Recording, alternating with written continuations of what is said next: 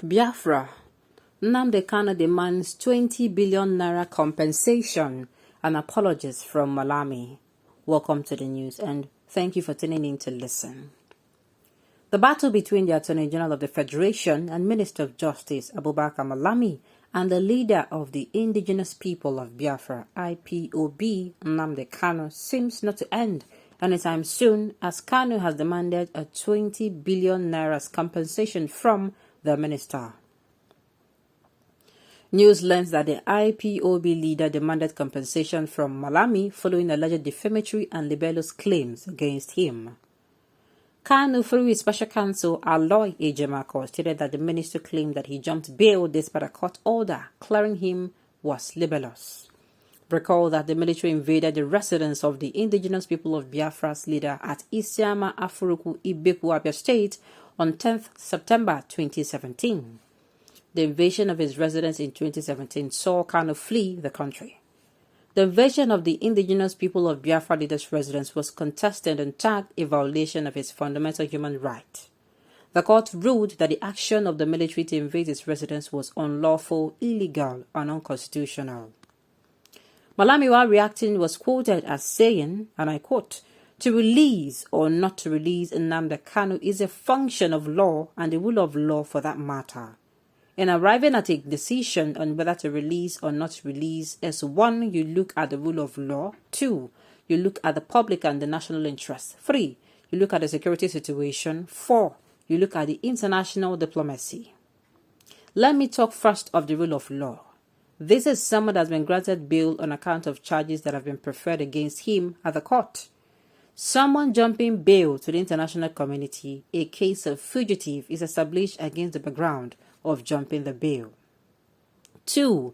Arising from the national security, this is someone that is charged with treason, incitement, and destruction of civil authority, murder, and assassination of others on account of his incitement that boils down to the issues of national security and criminality.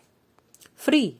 On account of international diplomacy, this is someone that has against this person used the international community and a foreign country to launch an attack against a nation, against his nation for that matter.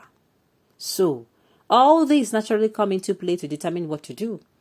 So, if you have through judicial processes and establish multiple cases of treason, homicide, and bail jumping among others, the fact that you have indeed succeeded in one case as against multiple others that are pending goes to establish the fact that the case cannot be the only basis and criterion for determining whether you are entitled to be released or not.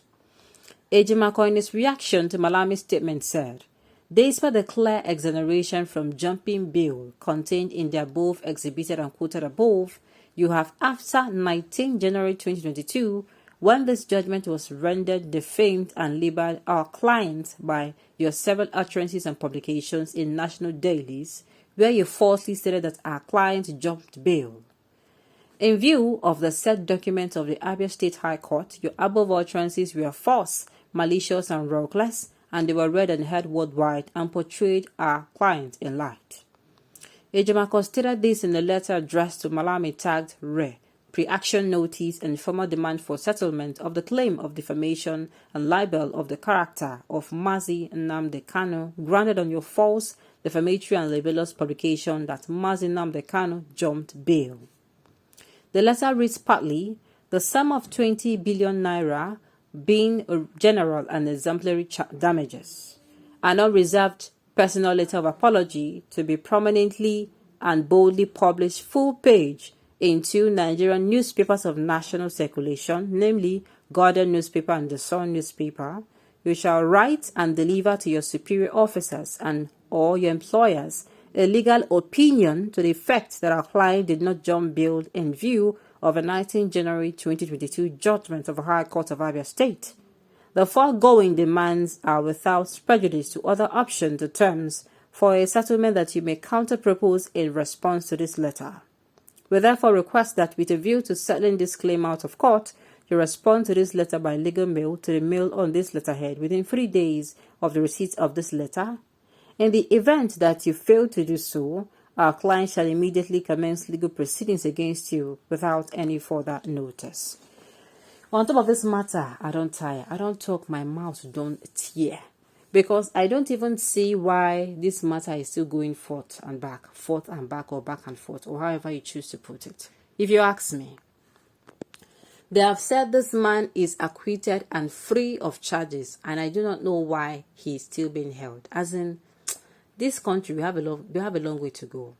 A country where they flaunt court orders, as in, they don't obey court orders, they disobey court orders with impunity. Ha! Malami there shouting rule of law. Which rule of law? Rule of law, Ewo. Which rule of law? Rule of law that they themselves do not follow. Sincerely, it doesn't make any sense to me. It makes absolutely no sense to me at all. If I did tell you. Why not demand for 20 trillion naira? Why only 20 billion? You're not talking about your release from the zoo cage where you have lived for a year and 7 months. Rather, you're talking about monetary compensation.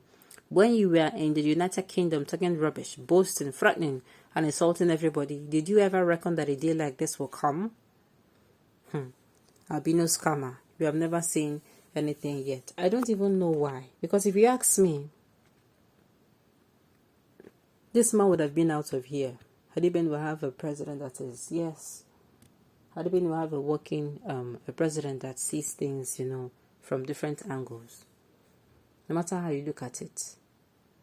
No matter how you look at it. Malami, a former suya seller before they gave him, oh my goodness. That is too brutal to see. That is not, look at now. They said Malami is a former suya seller. As if they don't follow and buy suya before. Before they gave him the post of AGF, suya seller for that matter. Oh, Fulanis have nothing upstairs. Money mongers called freedom fighters. Who will give you 20 billion? Is it Jubril El Sudan? It's no longer funny. My own is, to me, the court has said this man should go.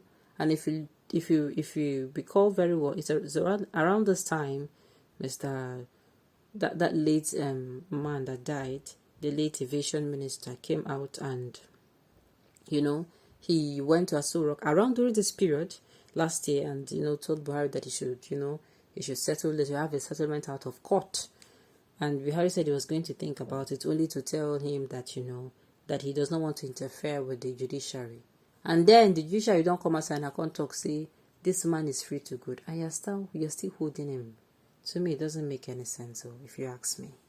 To me, it makes absolutely no sense. Well, at the end of it, I just hope that they treat this issue with caution, because whether they like it or not, this issue is no longer national. It is international, because all eyes are on Nigeria on top of this matter.